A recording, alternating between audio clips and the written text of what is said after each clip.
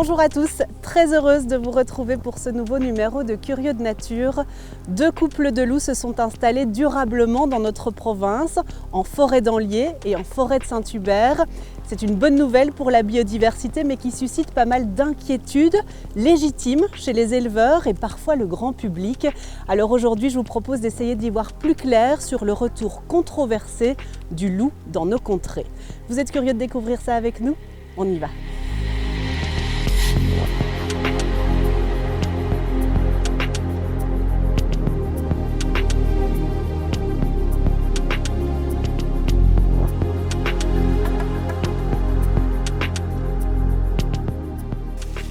Bonjour Vinciane. Bonjour Julie. C'est donc ici en forêt d'Anlier qu'un couple de loups a choisi de s'installer. Effectivement, un couple de loups s'est installé. Il a été détecté pour la première fois à la fin du mois d'août et depuis quelques mois maintenant il est présent sur ce territoire. Il y a aussi un autre couple de loups en forêt de Saint-Hubert. Oui, alors la formation du couple est plus récente. On a une femelle qui est arrivée courant de l'été. Et puis là, ici, au mois de décembre, un second loup a été détecté par un chasseur en activité de chasse. Il avait une caméra sur son arme et il a pu filmer les 2 individus. Et donc, on s'attendait en fait à ce qu'il y ait à un moment donné un couple. Et c'est pile dans la période de dispersion des loups, donc, qui se passe de novembre à mars. Et voilà, le 2e individu est arrivé maintenant. Est-ce qu'on sait expliquer pourquoi ces individus ont choisi ces territoires pour s'installer ? Alors on peut dire que le loup est un animal qui est assez éclectique en termes de choix d'habitat, mais il aime quand même bien les forêts et a fortiori les grandes forêts peu fragmentées. Et donc on a ici ces 2 grands massifs de la forêt d'Anlier et du grand massif de la forêt de Saint-Hubert. Et il fallait s'attendre à ce qu'à un moment donné des loups arrivent jusque-là. On parle du loup gris, Comment est-ce qu'on peut décrire cette espèce ? Alors le loup gris, c'est un cousin du chien, c'est même un ancêtre du chien.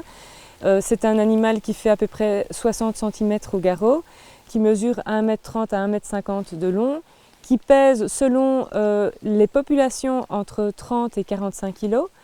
Et donc il est marqué d'un contraste du dos vers les flancs, donc il est plus foncé sur le dos, plus clair vers les flancs.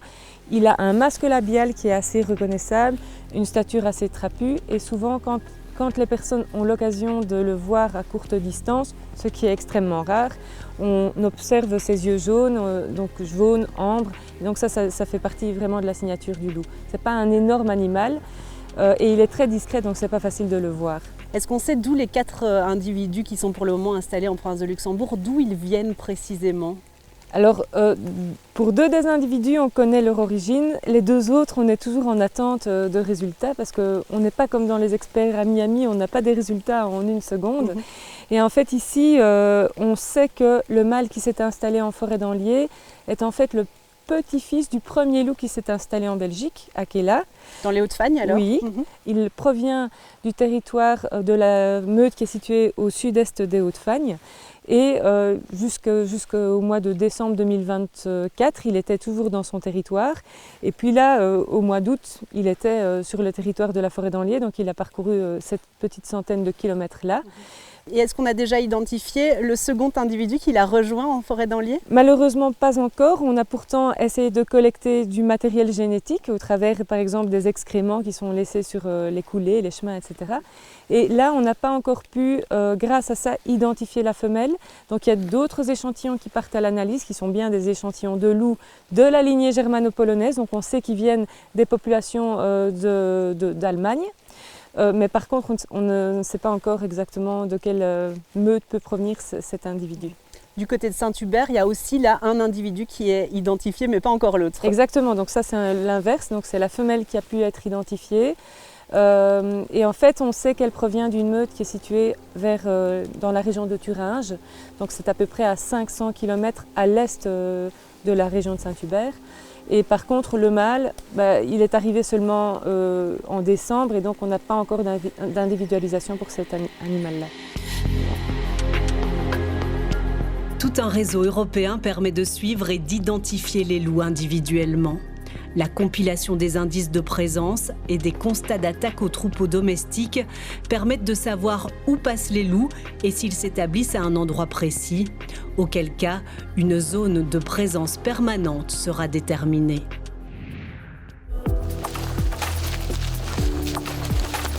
Violette Boulet est agent DNF sur le cantonnement de Virton.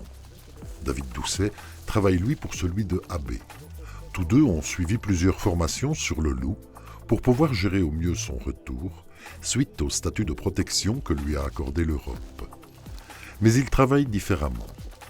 En forêt d'Anlier, David est maintenant dans une ZPP, une zone de présence permanente du loup, prouvée depuis septembre 2025 par les images d'un réseau de caméras de surveillance qui a révélé la présence de 2 loups en voie d'installation.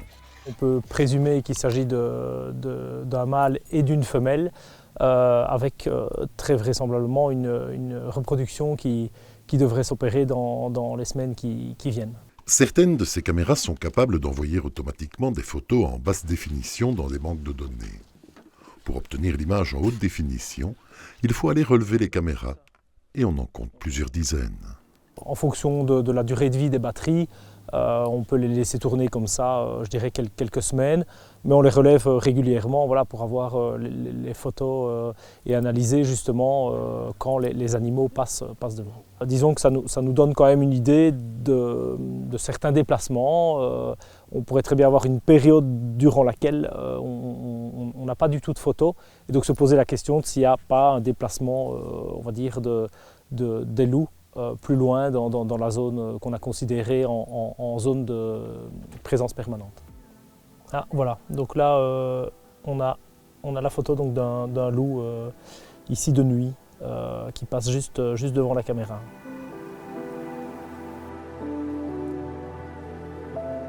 Ces caméras, on peut aussi les régler pour qu'elles enregistrent des vidéos qui permettent d'en apprendre plus sur les loups qui croisent leur champ de vision. Au niveau mémoire, au niveau aussi analyse des photos, on va avoir un intérêt justement à ce qu'elles ne prennent que des photos, parce que l'analyse des vidéos, par contre, elle est beaucoup plus longue, ça nous prend beaucoup plus d'énergie à analyser. Voilà, c'est pour ça qu'on varie les deux modes de prise de vue. Violette Boulet, elle, voit rarement le loup passer, mais intervient plutôt après son passage sur les proies qu'il a prédatées. Quand je suis appelée comme ça sur une attaque, je vais voir aussi s'il n'y a pas d'autres victimes entre guillemets du prédateur. Je vais voir si je trouve des morceaux de viande, des poils, le lieu où a eu la mise à mort, parce que parfois on va trouver du sang et qui n'est pas au même endroit où on trouve la carcasse, parce que parfois elle a été traînée. Donc voilà, c'est tout ce genre de choses qu'on va chercher, et pour ça il faut se déplacer un petit peu. On démarre en général de la carcasse et puis on fait des cercles concentriques, et puis voilà, on va de plus en plus loin pour retrouver les éventuels indices. Parmi les indices, des excréments, des traces de passage, d'éventuels poils coincés dans une clôture qui, au microscope, se révéleront être loups ou autres. Autour des morsures, Violette Boulet tentera de retrouver la présence de salive qui contient de l'ADN. Parfois c'est vrai, c'est des recherches un peu longues, il faut un peu émettre des hypothèses, discuter, d'où l'intérêt de le faire avec d'autres collègues. C'est pas toujours évident, et c'est pas la même chose quand ça va être sur une proie domestique ou une proie sauvage.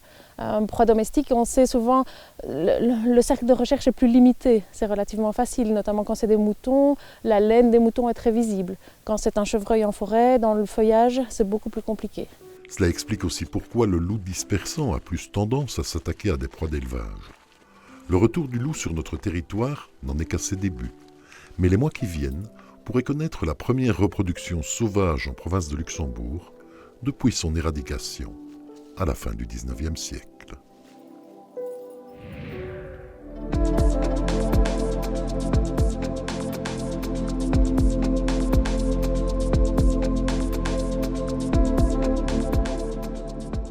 Est-ce que la présence du loup vincienne de retour chez nous, c'est une bonne nouvelle pour la biodiversité ?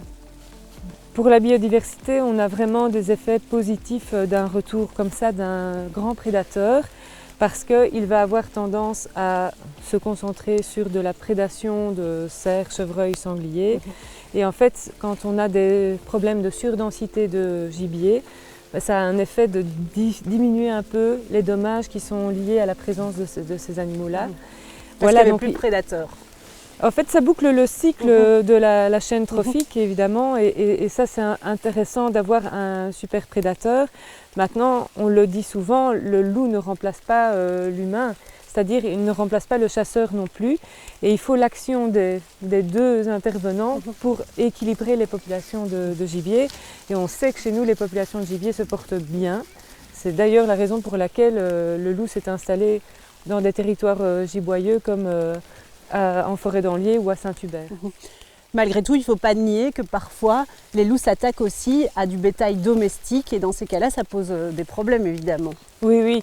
Alors, dans ce qu'on a vu, en tout cas des loups qui sont déjà installés, 98% de leur régime alimentaire est composé de proies sauvages, donc essentiellement des cerfs, chevreuils, sangliers, mais on a toute une cohorte de petites proies aussi. Et on a 2% de proies domestiques, donc là ici dans ce cas-ci uniquement des ovins. Donc c'est vrai que c'est le bétail le plus touché, le cheptel le plus touché par la prédation liée au loup. Même si ça ne survient pas fréquemment, ça survient. Et alors il peut y avoir aussi quelques cas d'attaque sur des bovins, surtout des jeunes bovins. Et donc effectivement, il faut encadrer cette problématique-là aussi pour assurer et permettre une cohabitation soutenable aussi pour les éleveurs. Et c'est pour ça que via le plan loup, des indemnités et des mesures d'aide pour la protection des troupeaux sont prévues alors? Effectivement, donc le premier plan loup qui va bientôt se terminer et qui va faire suite à un nouveau plan loup accompagnait le retour du loup à un niveau de population faible avec des premières mesures pour cet accompagnement, donc pour cette protection. Et donc l'essentiel des actions du plan sont orientées pour l'indemnisation des dommages, la protection des troupeaux et je vais dire a fortiori plutôt la protection avant l'indemnisation puisque le but c'est d'éviter qu'il y ait des prédations sur les troupeaux. Les inquiétudes des éleveurs, elles sont quand même légitimes? Elles sont légitimes parce que même en installant des protections, le risque zéro n'existe pas. Et donc, même quand on fait de son mieux, parfois on a des cas où le loup parvient à déjouer le système de protection et c'est très clair qu'en tant qu'éleveur, ça met une charge mentale, ça met une charge de travail supplémentaire et bon voilà, il faut pouvoir adresser ces problèmes et soutenir au mieux les éleveurs qui sont confrontés à ces problèmes-là. Et les 4 loups qui sont installés chez nous, ils ont quel comportement pour le moment par rapport au bétail domestique? Alors c'est intéressant parce qu'on a 2 cas très contrastés. En Forêt-d'Anlier, depuis qu'on a établi l'installation des loups, on n'a pas d'attaque sur des troupeaux domestiques. On voit qu'on a affaire à 2 loups qui sont extrêmement focalisés sur les cerfs, chevreuils, sangliers. Par contre, en forêt de Saint-Hubert, la femelle est arrivée en été, elle a commencé par des grosses attaques sur des troupeaux. Alors ce comportement arrive plus facilement avec des loups dispersants qui sont tout seuls, qui sont jeunes, inexpérimentés. Donc l'acte de prédation est plus compliqué, ils sont plus indisciplinés, ils ne savent pas trop comment chasser. Et donc ça aboutit à des tableaux de prédation qui ne sont pas très intéressants. Et donc ici, elle a quand même déjà une bonne dizaine de cas d'attaque à son actif, mais les troupeaux n'étaient pas protégés. Est-ce qu'alors un loup qui aurait un comportement trop déviant, on peut faire quelque chose pour le calmer ou s'en débarrasser? Il faut encore définir la notion de comportement déviant. Donc ça concerne des individus qui attaquent systématiquement des troupeaux qui sont protégés ou qui sont menaçants pour l'humain. Donc on n'a pas ce cas actuellement, même avec cette femelle de Saint-Hubert qui attaque les troupeaux. Actuellement, les troupeaux ne sont pas protégés. Donc c'est ce qui est en train d'être mis en place par Nata Grewal, c'est d'appuyer vraiment cette protection-là pour limiter les problèmes. On voit déjà une diminution au fil des mois, on voit une diminution des tableaux de prédation. Donc on voit quand même qu'il y a peut-être déjà un petit effet, peut-être aussi de l'arrivée du mâle qui va calmer un petit peu cette femelle. Ce sera à suivre évidemment, mais on ne peut pas parler actuellement de comportement problématique. Et on doit rappeler que l'espèce est protégée. Et elle est d'autant plus protégée qu'on n'est pas dans une situation où on a des loups partout en région wallonne. On a une vingtaine de loups et on est au début de la colonisation et on n'a pas le droit, au niveau européen, on n'a pas le droit d'intervenir sur cette population-là pour le moment. Avec le retour du loup, de nombreux éleveurs se demandent comment protéger efficacement leurs troupeaux. Parmi les mesures envisageables, l'installation de clôtures électriques, mais aussi les chiens de protection de troupeaux. Mais leur acquisition entraîne de nouveaux défis pour les éleveurs, parfois déjà à bout de souffle face aux défis de leur profession. Allez, au troupeau. Hop, au boulot.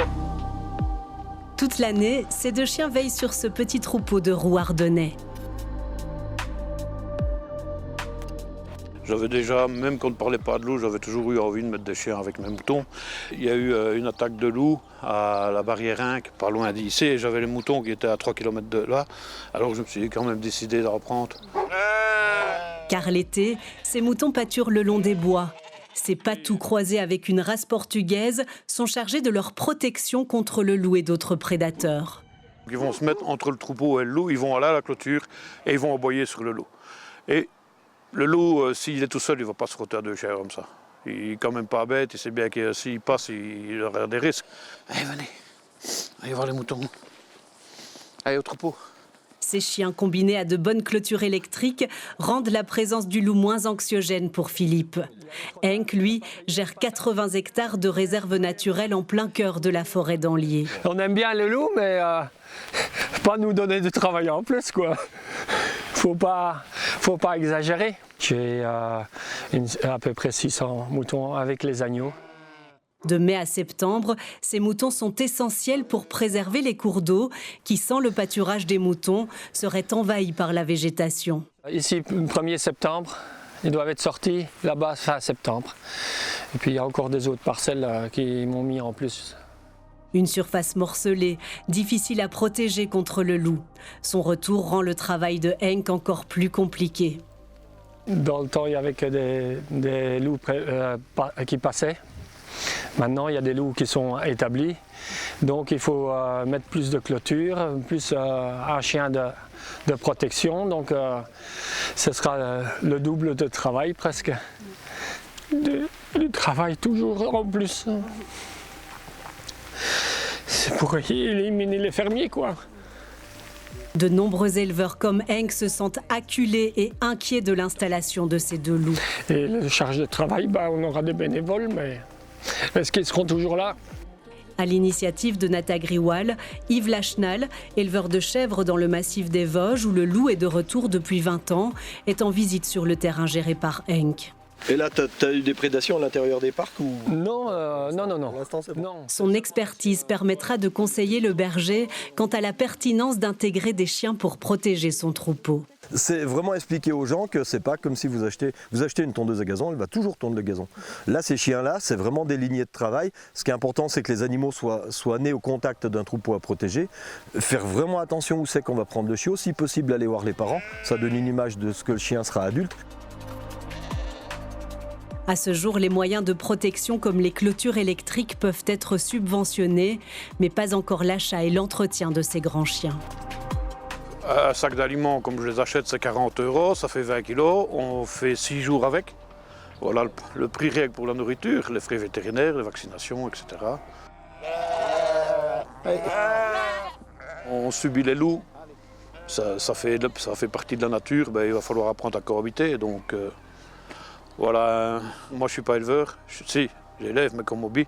Donc c'est un peu les finances du ménage qui passent là-dedans. C'est bien dommage, mais on aurait un coup de pouce de l'État parce qu'on n'a pas cherché à les avoir, les loups. Voilà.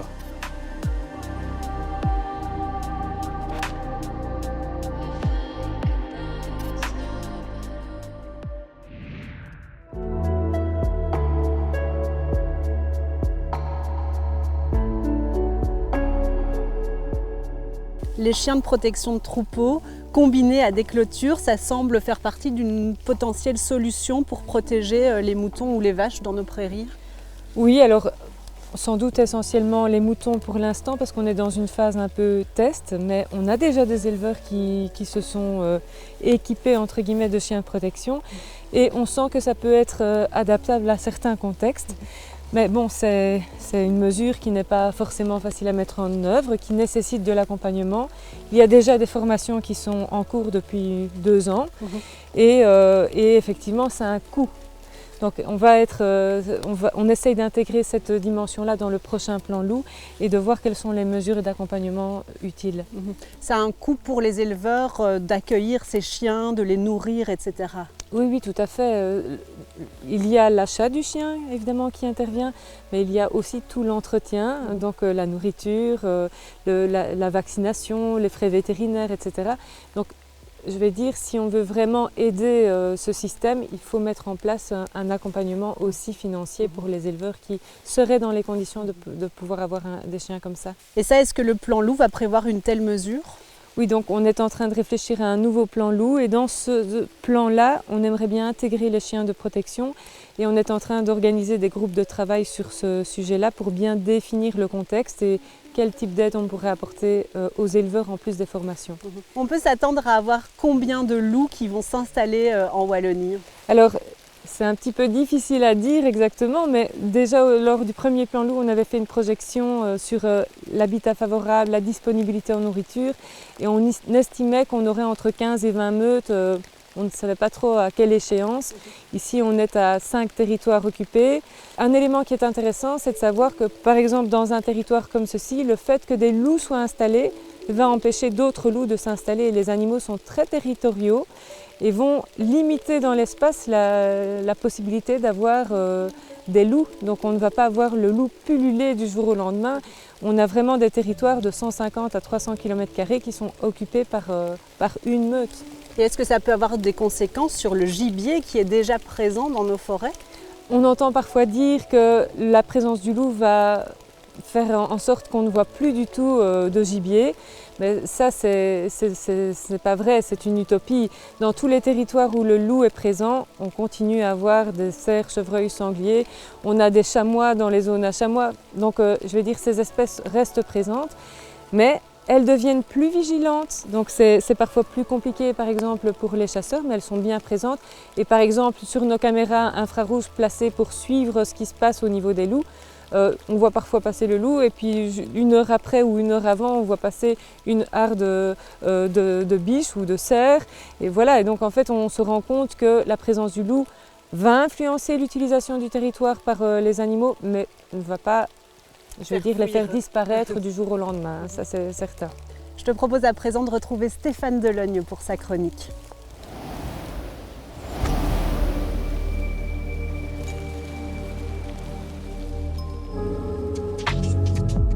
Bonjour à tous les curieux de nature. Aujourd'hui, on vous parle d'un sujet hautement sensible, la préservation de la biodiversité et de la nature conjuguée à nos besoins incessants pour l'électricité. On vous parle d'agrivoltaïsme, la production électrique au milieu de la zone agricole. Cet agrivoltaïsme, il ne sort pas de nulle part. Pour 2050, le Green Deal de l'Union européenne l'a engagé vers la neutralité carbone. La Wallonie s'est dotée d'un plan Air-Climat 2030 qui vise à diminuer les émissions de gaz à effet de serre de 55% et dès lors encourage la production photoélectrique via l'agrivoltaïsme. Nous sommes ici sur une installation modèle. Elle ne fait que 14 000 panneaux photovoltaïques sur 3 hectares et avec de larges espacements gérés par une entreprise familiale et locale. Et celle-ci, au milieu des champs, n'est même pas en zone agricole au plan de secteur. Et bien malgré tout, ces installations multipliées posent question. On vous explique pourquoi. Pour les promoteurs de ce type d'installation, il est avant tout question de rentabilité. Installées en zone agricole coûtent moins cher, les installations sont légères, ce sont des pieux faciles à fixer au sol. La location de ce type de terrain est entre 2 500 € et 5 000 € annuellement à l'hectare. C'est donc attractif pour les agriculteurs et évidemment rentable pour les promoteurs. C'est pourquoi la zone agricole aujourd'hui est captée. En couvrant les prairies de panneaux photovoltaïques, on diminue d'une part la lumière qui arrive au sol, certaines zones en sont totalement privées, mais également les écoulements d'eau de pluie. Des zones sont à sec pendant que la pluie va ruisseler, se concentrer sur certains endroits. Cela va modifier profondément l'hydrologie d'une part, mais également les cortèges de bactéries qui vivent dans le sol et digèrent les nutriments. La chimie du sol est modifiée, les bactéries travaillent différemment, la flore va changer drastiquement et par ricochet, la faune, les animaux qui fréquentent le site. On a une nette démarcation entre les espèces héliophiles, celles qui aiment la lumière, et les espèces sciaphiles, celles qui aiment l'ombre. On voit ici que l'herbe disparaît, les espèces se spécialisent, elles sont moins nombreuses. On aura ici 10 fois moins de chances de rencontrer des pollinisateurs comme les abeilles, et également 10 fois moins de chances de rencontrer une chauve-souris en chasse. Pour la connectivité des habitats et le déplacement des mammifères, ces installations sont bien évidemment défavorables. Les assurances imposent de protéger le site et d'installer ces grandes clôtures. Dès lors, chevreuils, cervidés, sangliers perdent une partie de leur territoire. Mais alors, comment diminuer l'impact de ce type d'installation? Eh bien, il faut qu'elle prenne place, comme ici, sur une surface relativement réduite, qu'elle soit assortie de mesures de compensation, avec ailleurs des plantations d'arbres, de haies, des semis de fleurs. Et pour l'avenir, il faut installer les panneaux photovoltaïques sur les toits des fermes, des entrepôts, sur d'énormes carports au-dessus de nos surfaces commerciales, mais certainement pas sur les prairies. Alors, chez vous, sur votre toit, mettez des panneaux photovoltaïques, pas au milieu des champs, et agissez pour la nature.